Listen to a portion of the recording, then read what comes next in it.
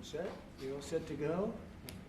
Well, it's a great honor to have the Prime Minister and the Crown Prince of Bahrain. That's a fancy two titles, I want to say. I don't know if I'd rather be the Prime Minister or the Crown Prince. I think I'd take the Crown Prince. And very importantly, your son, your beautiful son, who has a great reputation, you know that. Thank you, Mr. President. Great reputation as a smart, hardworking guy, so it's good to say hello to you. Congratulations. We've had a tremendous relationship, I have personally, with Bahrain over the years, and has been a fantastic ally. And anything they needed, we helped them, and anything we needed, they helped us. And we're going to be talking about a lot of different things, including the most perfect military maneuver that anybody's seen probably in 50 years, which took place a few weeks ago, and Iran knocked out their entire potential nuclear capacity. And it was obliterated. You know, I used that term. They said, well, maybe that's too much. I said, no, it turned out it was more than obliterated. They can't go back.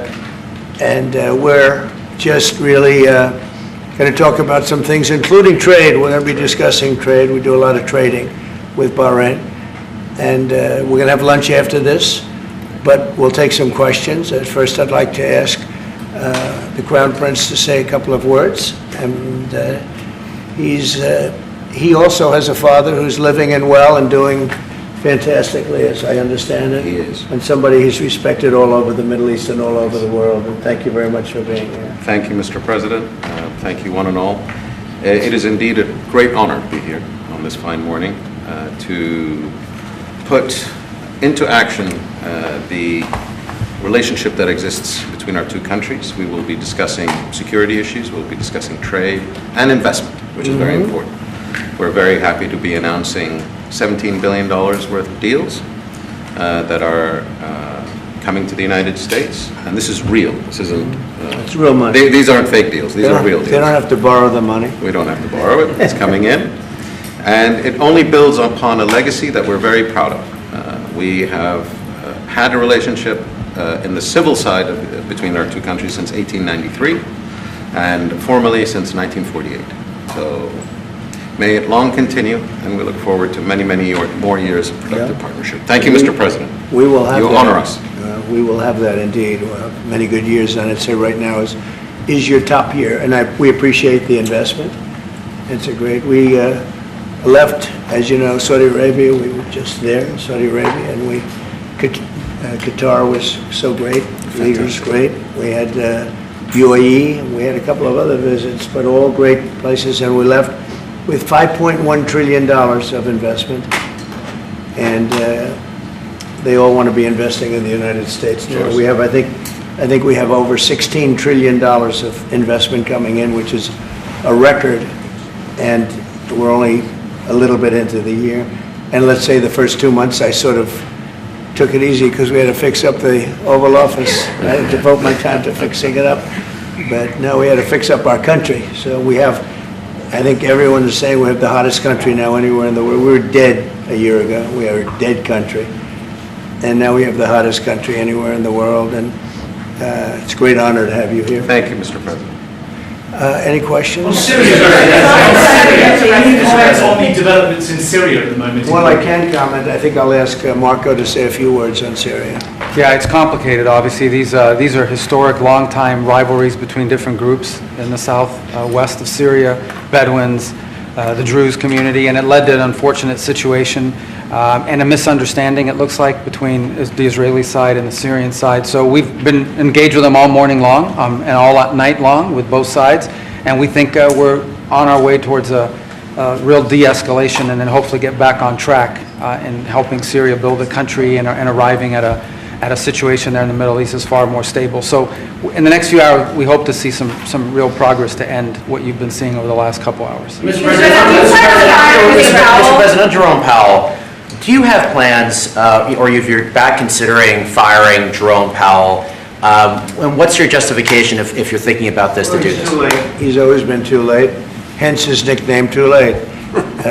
He should have cut interest rates a long time ago. Europe has cut them 10 times in the short period of time, and we cut them none. The only time he cut them was just before the election to try and help Kamala or Biden, whoever the hell it was, because nobody really knew. Obviously, that didn't work, but he tried to cut him for the Democrats, Kamala. And how did that work out? You'll tell me. It didn't work out too well, did it?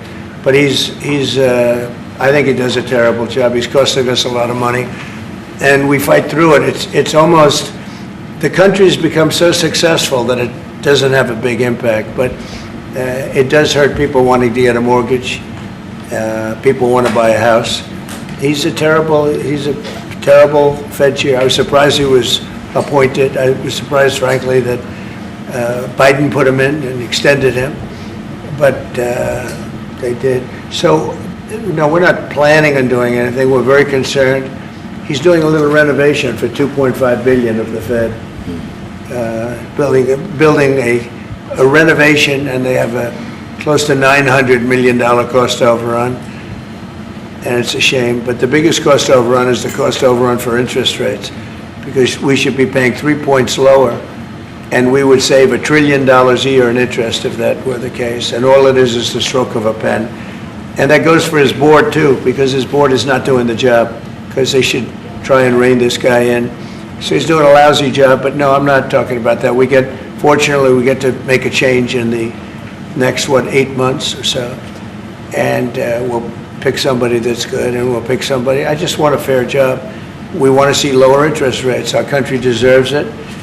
We're making a lot of money. We're doing great as a country. We have no inflation, record stock market, record business, record everything. Everything's a record now. We had the worst inflation in history under Biden, and now we have almost no inflation. We've done a great job, and we should have the interest rates cut. So you're saying here today that Scott Bessent, you're so happy with him at Treasury that he's not your top option to replace Jerome Powell whenever that may be, whenever you decide what you want to do with him. Scott's doing a very good job. I'm very happy with Scott. Is Kevin Hassett at the top of your list? Kevin's somebody we'd consider. Kevin is fantastic, too. We have a lot of good people for that job. It's not a tough job, to be honest. Assuming you're smart, it's not a tough job. If you're a dummy, then I guess it's a tough job. But it might be one of the easiest jobs I've ever seen. And now on top of it, he's building a close to $3 billion little nest egg for himself. He's not doing the right job. We should be saving $1 trillion a year in interest. When he talks about cost, we should be saving. Think of it, $1 trillion a year. Add that with the tariffs and everything else. But he just doesn't want. He's a knucklehead. But we'll see how that. We'll see how he's listening to this. That's a strange conversation. But we like to say it like it is. But we have a lot of people that want that job very badly, and I'm only interested in low-interest people, frankly, because you don't need. I know. So they had the 71 different economists and people experts that they picked about a month ago. I was the only one, along with one person from maybe the Wharton School of Finance. The two of us got it right. 69 people, including Powell, got it wrong. And he wants to hire thousands of new people to help him decide where we're going in the future. It only takes one good mind. It doesn't take 5,000 good minds. So they're expanding the Fed. It's the dumbest thing I've heard of. But it's very autonomous. Just to follow up on that, sir, are you completely ruling out the idea of firing Jerome Powell? I don't rule out anything, but I think it's highly unlikely, unless he has to leave for fraud. I mean, it's possible there's fraud involved with the $2.7 billion renovation. This is a renovation. How do you spend $2.7 billion? And he didn't have proper clearance, et cetera, et cetera. So that's going on. So, there could be something to that, but I think he's not doing a good job. He's got a very easy job to do. You know what he has to do? Lower interest rates. Have you drafted a letter to send to Powell if you decide that you are going to fire him? Have you drafted a letter? No, I haven't drafted a letter. So you didn't show a letter to Republican lawmakers last night? No, I talked about the concept of fire him. I said, what do you think? Almost every one of them said I should. But I'm more conservative than they are. Fire did, we talked about it. In fact, we had 11 of the 12 people here yesterday, you know, for a very big bill having to do with crypto, et cetera, and other things. And all of the votes are going with us, every single vote. But during the conversation, when we were talking about it, I asked, what would you do about that? They all said would fire him. Mr. President. Mr. President. Thank you for taking the question, sir. You were in Pennsylvania yesterday. You unveiled $92 billion worth of investments. One of those jumped out, though, $15 billion in Homer City to build the largest natural gas power plant ever. I was at the rally where you told Homer City residents that you would not forget them when the biggest coal plant in Pennsylvania closed down. You delivered for them yesterday. What message do you have to those residents? Well, I'm happy. Homer City, I was there, and I said, I'm going to produce something, I don't know what, because they had shut down this massive coal plant, one of the biggest in the country. And it was just purchased by the gentleman that you met yesterday, very substantial man. I don't know if he's maybe not as substantial as you, I'm not sure. But he's pretty substantial, you know who I'm talking about. And they're going to spend billions of dollars on rebuilding it, and it's going to be the largest plant of its kind in the world, I believe, actually in the world, and it's going to be great. So we really fulfilled that promise to Homer City, but it's to Pennsylvania, basically. I won Pennsylvania, and very conclusively won Pennsylvania, so I owe them a big debt of gratitude, but thank you for bringing that up. We raised 92, it's actually going over 100, so it'll be over $100 billion to be invested in Pennsylvania. It was Pennsylvania Energy Project. So we had, everybody was there. Larry Fink was there. I mean, everybody was there and done a great job. The senator did a great job. And we were very proud. That was a great meeting yesterday. Thank you very much. Mr. President, actually for each of you, so for the Crown Prince, are you planning on taking any of the Patriot missiles that you're going to receive from the United States and divert those to help Ukraine? We have no current plans, as we have an operational requirement inside Bahrain to keep them there for the present time. At least. He's got plenty of them, too. And Mr. President, on the fentanyl bill, They're wonderful. They're wonderful pieces of kit. They work very well. American technology is the best. Yep. and on the fentanyl bill that you're That's signing. maybe the most important part of this. He has his choice of everything, and we make the best military equipment by far in the Bar world. none. There's nothing close, right? Bar none. Yeah, thank you. And on the fentanyl bill that you're signing today, do you hope that that's going to restart law enforcement cooperation with China on getting the fentanyl? Yeah, I think China's been helping out. I mean, it's been a terrible situation for many years with fentanyl, but since I came here, we're talking to them, and they're making big steps. They're also, as you know, being penalized. You know that, right? They're being penalized with tariffs because of the fentanyl, but they want to do something. We'll see what happens. Mr. President, thank you, Mr. President. An American from Tampa was beaten to death. He was killed by Israeli settlers in the West Bank. His family has been calling on you to help prosecute his killers. Are you going to do that? An American from Tampa?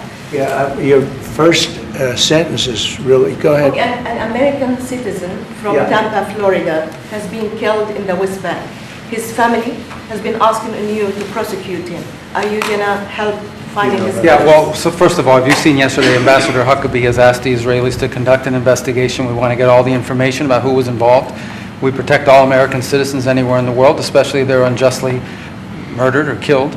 So we're gathering more information, but I hope you saw yesterday Ambassador Huckabee in Israel asked the Israeli authorities to produce an investigation and concrete information about who was responsible for his murder. They're reporting that tomorrow. We have a meeting on it. They're going to be Great. reporting that to And me. can I ask the Crown Prince a Yeah. question, please? Do you think that the Gulf area now is more secure, and do you believe that a negotiation with Iran is necessary at this stage? Well, I definitely believe that the volatility of the situation has been reduced. And we didn't know where it was going to go on the Sunday. We were very glad when we found out on the Monday. Let me put it that way. And should the Iranians want to negotiate, I believe the ball's in their court. That is the true reality of where we stand today. They are the ones that stand to benefit from a negotiation. And they do. they want to negotiate. They want to negotiate badly. We're in no rush because, we said we could have made a deal, they should have made a deal, and then we bombed the hell out of their various places. We're in no rush, but if they want to negotiate, we're here. Yeah. Mr. President, I know you want to move past all this intrigue over the Epstein files, but I do want to ask you to clarify something you said this morning. You said this was all a hoax. Has your Attorney General told you this was a hoax? What evidence have you seen of that? No, it's not the Attorney General, no. I know it's a hoax. It's started by Democrats. It's been run by the Democrats for 4 years. You had Christopher Wray and these characters and Comey before him. And it's a bad group. It started, actually, look at the Steele dossier that turned out to be a total hoax. The 51 agents, the intelligence, so-called intelligence agents, it was a hoax. It's all been a big hoax. It's perpetrated by the Democrats. And some stupid Republicans and foolish Republicans fall into the net. And so they try and do the Democrats' work. The Democrats are good for nothing other than these hoaxes. They're bad for policy. They're bad for picking candidates that can get elected. Like in New York, we have a communist running. He may get elected too, actually, but he'll destroy the city. No, it's I call it the Epstein hoax. It takes a lot of time and effort. Instead of talking about the great achievements, we've had a great gentleman. Yesterday, as you know, went on CNBC and he made the statement that Trump may go down as the greatest president of all in the United States. And instead of talking about the things we've achieved, we've had tremendous achievement. They're wasting their time with a guy who obviously had some very serious problems, who died 3-4 years ago. I'd rather talk about the success we have with the economy, the best we've ever had, and all of the things we've done, including in the Middle East. I mean, you see it. Instead, they want to talk about the Epstein hoax. And the sad part is it's people that are really doing the Democrats' work. They're stupid people. Yeah, go ahead. Mr. President, there's lots of reports coming into this meeting that you planned on firing Fed Chair Jay Powell, markets Is that reacted. right? Those are reports, but they're not true. So what would be useful to know, are you committed to picking someone from the outside? Are you going to interview individuals that are so on the many board people right that now? want that job. I have people that I've known a long time, they're calling me, begging for the job.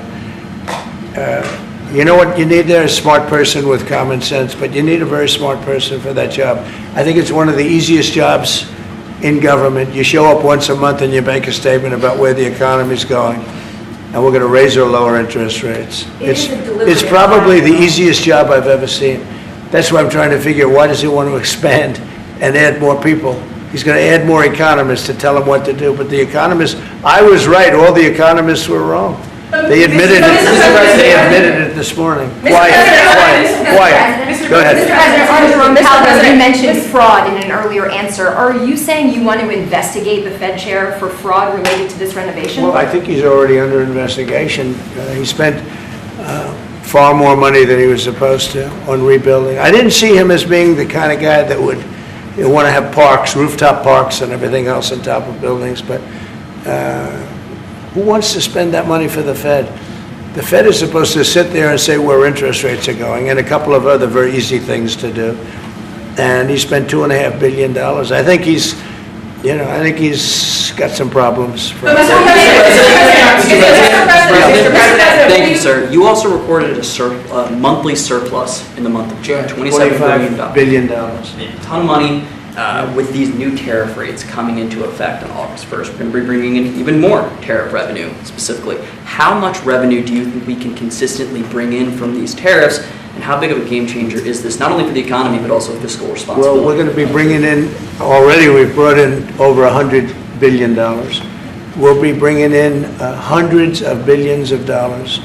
And the tariffs really haven't kicked in that much other than automobiles and steel. August 1st is a big day.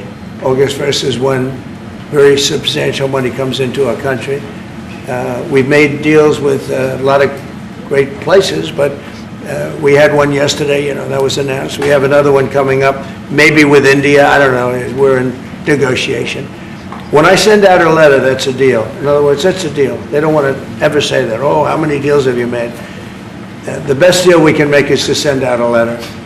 and the letter says that you'll pay 30%, 35%, 25%, 20%, in one case 50%, Brazil, and because what they're doing to their former president is disgraceful. I know the former president. He fought like hell for the people of Brazil, that I can tell you.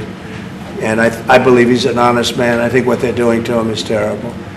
So, yeah, we have some pretty good deals to announce, but every time we send out a letter, that's the deal. The big one really is going to be on the 150 countries that we're really not negotiating with, and they're smaller. We don't do much business with them. Because you have a lot of countries, you have over 200 countries, and a lot of people don't know this, but we'll have well over 150 countries that we're just going to send a notice of payment out, and the notice of payment is going to say what the tariff, and it's all going to be the same for everyone, for that group. They don't, they're not big countries, and they don't do that much business. It's not like the ones that we've agreed with, like China, like Japan, where we're negotiating with them, but I think probably we'll live by the letter with Japan. We're very close to a deal with India where they open it up. Indonesia yesterday it wasn't an open country, now it is. And they have tremendous copper, quality copper, and probably the most copper. And we made a deal with Indonesia. We pay no tariff, zero, and we have total access to trade. That's a phenomenal deal for our companies. And we've agreed with them, as you know, on 19%. They pay 19%. And it's a good deal for them, and it's a good deal for us, so in that case. But we have a number of them coming up. But overall, we're doing well, and we're taking in a lot of money, a lot of money. We have the number one, we have the most oil of any country in the world, even more than them, which is hard to believe. But we have a little larger piece of land, right? We do, sir. But May it long be so.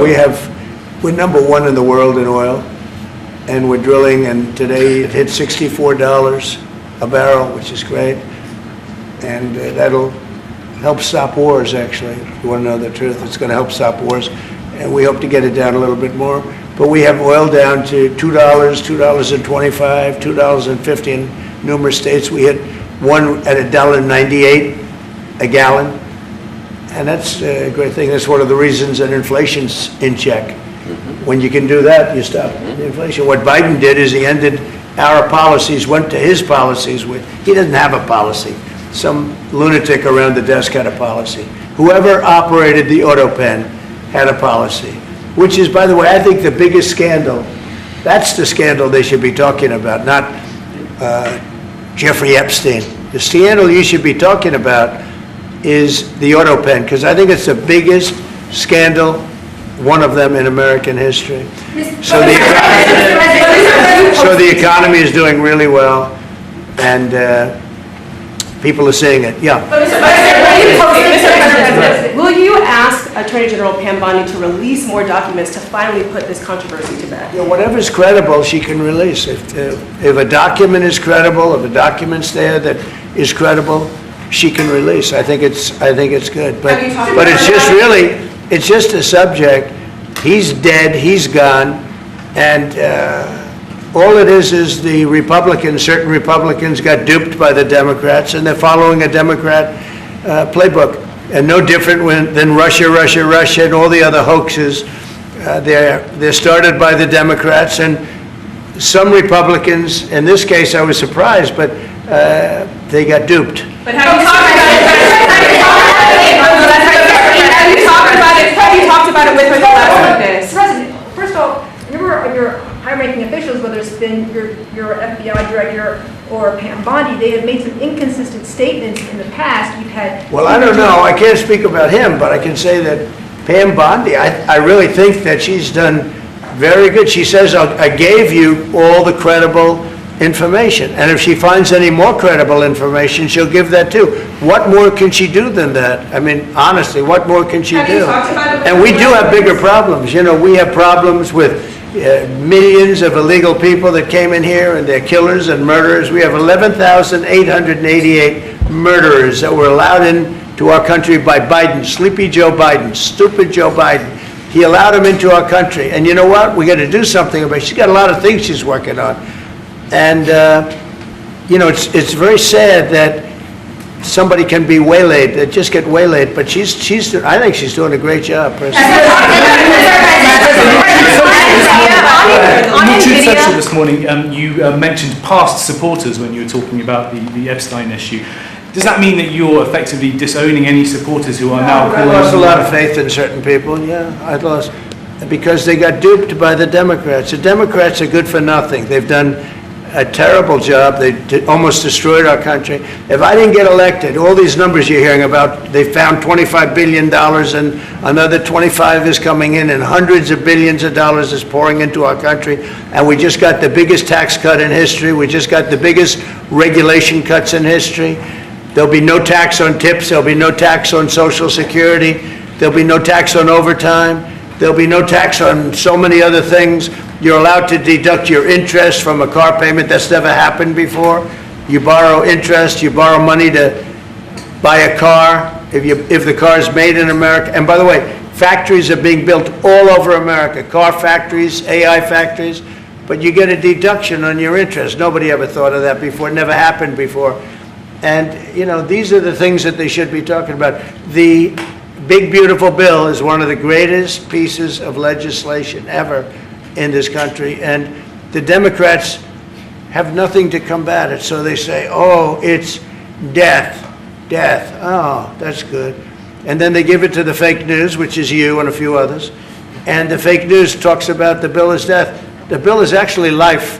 The bill is life, and it saves our country. This bill is incredible. Look at the results already. So we have $16 trillion being invested in our country. And this great gentleman and his family just came in with another billions of dollars. And if he didn't like the country, if he didn't like where we were going, he's very smart. He'd come, maybe he wouldn't even come. I think maybe he wouldn't even come, you'd save your time. But, because, you know, it's one of those things. But if he didn't like where this country was, he wouldn't be investing billions of dollars in this country. But think of it, $16 trillion, more than has ever been even contemplated before, and we haven't even started yet. So that's what I want to talk about. I want to talk about the success. And the Democrats have nothing to show for what they do. They almost destroyed. They allowed 25 million people to come into our country, gang members, jailbirds, from all over the world, not South America, from all over the world. They allowed them to come into our country from mental institutions, insane asylums, just walk right through. They couldn't come into your country. They couldn't come into any country in the world except our country. And they came in from the worst places, gang members, drug dealers. They all came in. Turn it off, please. They all came in, and I'm doing something about it. We have it under check right now. We got rid of a lot of the murderers already. Some of them we put in our prisons because they're so bad we don't want to take a chance in putting them in a foreign prison, have them come back. But we've done a great job. Our country's in great shape. We literally have the hottest country anywhere in the world right now. And it's true what the king said, what a lot of people said. We were a dead country. 1 year ago, we were a dead country. We were laughed at all over the world. We had Afghanistan with that horrible embarrassment, most embarrassing moment in the history of our country. Look what happened with Russia and Ukraine. That should have never happened. Look what happened with Israel. That would have never happened. Hamas had no money. Iran had no money. There was no money to do an attack like that. All these things that happened that wouldn't have happened if you had good leadership. And that's what you should be talking about. Thank you very much.